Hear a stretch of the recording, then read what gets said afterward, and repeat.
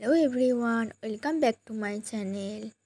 পিসির বাড়ি যাওয়া আর দুপুরের খাওয়া দাওয়ার ফার্স্ট পার্ট দেখেছো নিশ্চয়ই। এখনও যদি না দেখে থাকো, দেখে আসো আমার ইউটিউব চ্যানেলে। আর না হলে আমি আমার ডেসক্রিপশান বক্সে লিঙ্কটা আবার দিয়ে দেবো, দেখে এসো, দেখে নিতে পারো। দুপুরে গল্প করতে করতে একটু চোখ লেগে গেছিলো। তারপর পিসির বাড়ির পাশেকে তালের বড়া করেছিল, পিসেমশাই নিয়ে চলে এলো। আর একদম গরম গরম, খেতে খুব ভালো লাগছিলো। আর কি ছোট ছোট।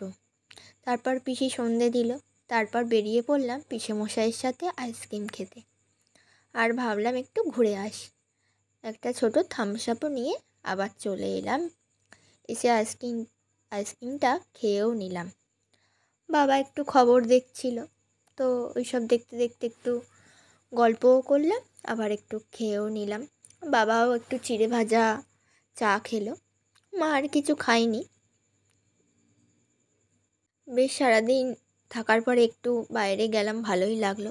এখানে তো খুব একটা আসা হয় না, আশপাশটা একটু সেরম দূরে নয়, এই কাছেই ছিল দোকানটা, জাস্ট 10 মিনিটের জন্য একটু যাওয়া। আবারও গল্পের আসর বসে গেছে। দেখো, বাড়িতে তো ফিরতে হবে, তাই আস্তে আস্তে রেডি হতে লাগলাম। একটু স্টাইলও মারছিলাম। মা তো বলে তোর ফটো তোলা আর শেষ হয় না। এই দুপুরবেলাও ফটো তুলছিলাম, ওরা গল্প করছে আর আমি ফটো তুলছি। তারপর মাকে বললাম অনেক দিন বিনুনি করিনি, একটু বিনুনি করে দেবে।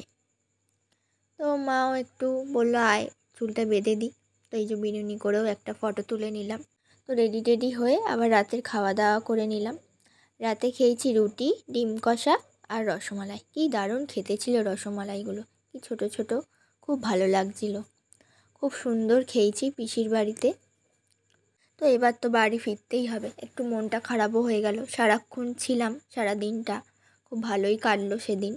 তো অনেকটাই রাত হয়ে গেছে, তো আস্তে আস্তে বেরিয়ে পড়লাম। ওই যে পিসেমশাই একটু এগিয়েও দিতে যাচ্ছে, আবার পিসেমশাই যাচ্ছে আর আমি আর মা আস্তে আস্তে হেঁটে হেঁটে যাচ্ছি।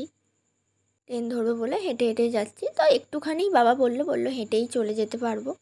তো দেখো সামনের একটা বাড়ির বাইরে কি সুন্দর ঠাকুর রেখেছে, খুব ভালো লাগলো দেখে। তো আমি কিছুক্ষণ দাঁড়িয়েও ছিলাম। মা বলে কোথায় গেলি? যেতে যেতে তো মাছের বাজার চোখে পড়লো। কত বড় একটা কাতলা মাছ দেখলাম। আর স্টেশনে আসতেই সঙ্গে সঙ্গে ট্রেন পেয়ে গেছি।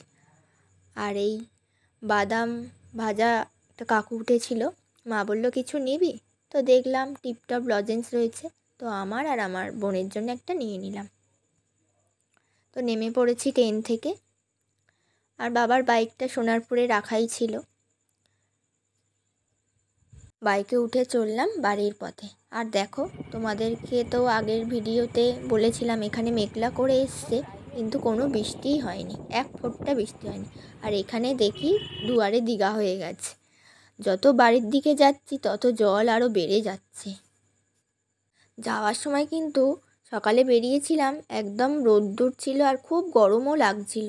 আর সেই রাস্তায় দেখো রাতে এসে দেখি কি অবস্থা, কি বলবো। দেখো আরও বাড়ির দিকে যাচ্ছি তো আরও জল যেন বেড়ে যাচ্ছে। দেখো গাড়িগুলো যাচ্ছে, আমার তো দেখে খুব ভয় লাগছিল, কারণ বাইকগুলো একদম ইঞ্জিনের এতে জলের এতে চলে গেছে। তো একবার যদি বন্ধ হয়ে যায় এই জলে, আর কিছু করার থাকবে না। আর গাড়িতে জল ঢুকে গেলে স্টার্ট নিতেও খুব অসুবিধা হয়। দেখো জলটা খালি দেখো। আর সব পুকুর প্রায় ডুবেই গেছে। বাড়ি এসে শুনছি জেঠিমার কাছে টানা 2.5 ঘন্টা নাকি বৃষ্টি হয়েছিল।